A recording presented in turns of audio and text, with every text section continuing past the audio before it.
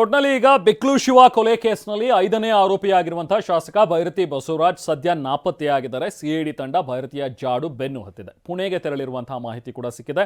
ಈ ಬಗ್ಗೆ ರಿಪೋರ್ಟ್ ಇದೆ, ಬನ್ನಿ ನೋಡೋಣ.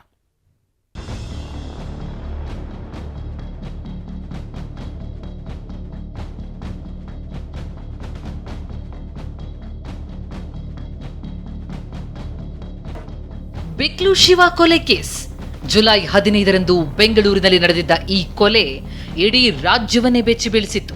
ಇದೇ ಕೇಸ್ನಲ್ಲಿ ಈಗ ಬಿಜೆಪಿಯ ಶಾಸಕ ಭೈರತಿ ಬಸವರಾಜ್ಗೆ ಬಂಧನ ಭೀತಿ ಎದುರಾಗಿದೆ. ಯಾಕಂದ್ರೆ ನಿನ್ನೆಯಷ್ಟೇ ಹೈಕೋರ್ಟ್ನಲ್ಲಿ ಶಾಸಕ ಭೈರತಿ ನಿರೀಕ್ಷಣಾ ಜಾಮೀನು ವಜಾಗೊಂಡಿತ್ತು.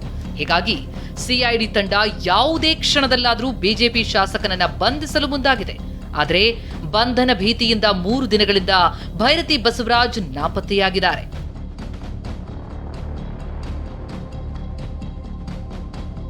ಬಿಕ್ಲು ಕೊಲೆ ಕೇಸ್, ಭೈರತಿ ಬಸವರಾಜ್ಗೆ ಬಂಧನ ಭೀತಿ.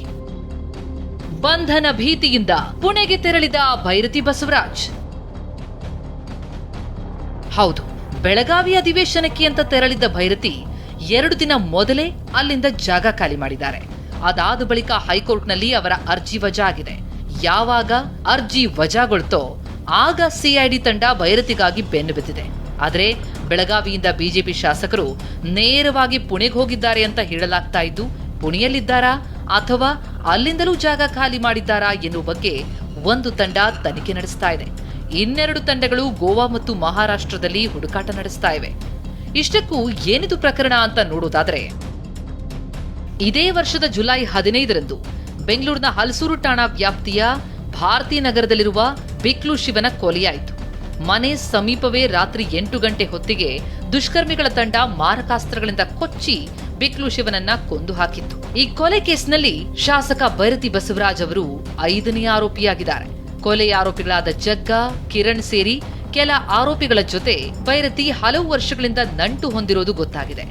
ಜಮೀನು ವಿಚಾರವಾಗಿ ಭೈರತಿ ಬಸವರಾಜ್ ಪರವಾಗಿ ಈ ಎಲ್ಲಾ ಆರೋಪಿಗಳು ಕೆಲಸ ಮಾಡ್ತಾ ಇದ್ರು ಎನ್ನಲಾಗಿದೆ. ಇನ್ನು ಕೊಲೆ ಪ್ರಕರಣದ ಮೊದಲ ಆರೋಪಿ ಜಗ್ಗ ಬೆಂಗಳೂರಿನ ಹೆಣ್ಣೂರು ರೌಡಿ ಶೀಟರ್ ಆಗಿದ್ದಾನೆ. ಜೊತೆಗೆ ಹೆಣ್ಣೂರು, ಇಂದಿರಾನಗರ, ಭಾರತೀನಗರ ಠಾಣೆಗಳಲ್ಲಿ ಪ್ರಕರಣವೂ ದಾಖಲಾಗಿದೆ.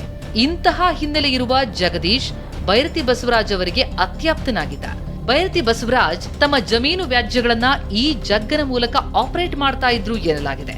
ಆದರೆ ವಿಚಾರಣೆಯಲ್ಲಿ ತನಗೆ ಆರೋಪಿಗಳ ಪರಿಚಯವೇ ಇಲ್ಲ ಅಂತ ಭೈರತಿ ಹೇಳಿಕೆ ಕೊಟ್ಟಿದ್ರು.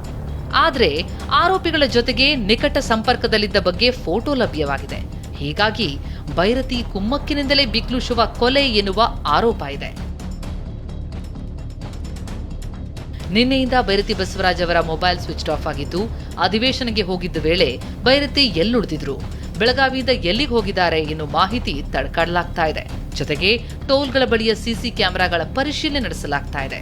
ಮತ್ತೊಂದು ಕಡೆ ಬೆಂಗಳೂರಿನ ಸಿಐಡಿ ಕಚೇರಿ ಮುಂಭಾಗ ಪೊಲೀಸರು ಬಿಗಿ ಭದ್ರತೆ ಕೈಗೊಂಡಿದ್ದಾರೆ. ಶಾಸಕ ಭೈರತಿ ಬೆಂಬಲಿಗರು ಬರುವ ಸಾಧ್ಯತೆ ಇರೋ ಕಾರಣ ಬ್ಯಾರಿಕೇಡ್ ಅಳವಡಿಸಿ ಸಿಬ್ಬಂದಿಗಳನ್ನ ನಿಯೋಜಿಸಲಾಗಿದೆ.